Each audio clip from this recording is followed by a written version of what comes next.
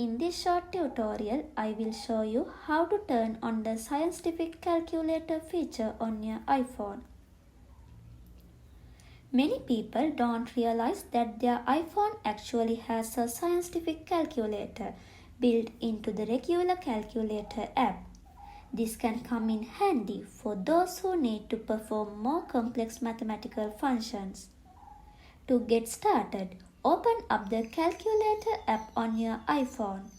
And then to get the scientific calculator, simply turn your phone to landscape mode. As you can see, there are a lot of functions on the calculator now. To turn it off, simply rotate your phone to portrait mode. If you can't auto-rotate your phone, make sure you have turned off the portrait orientation lock on your iPhone.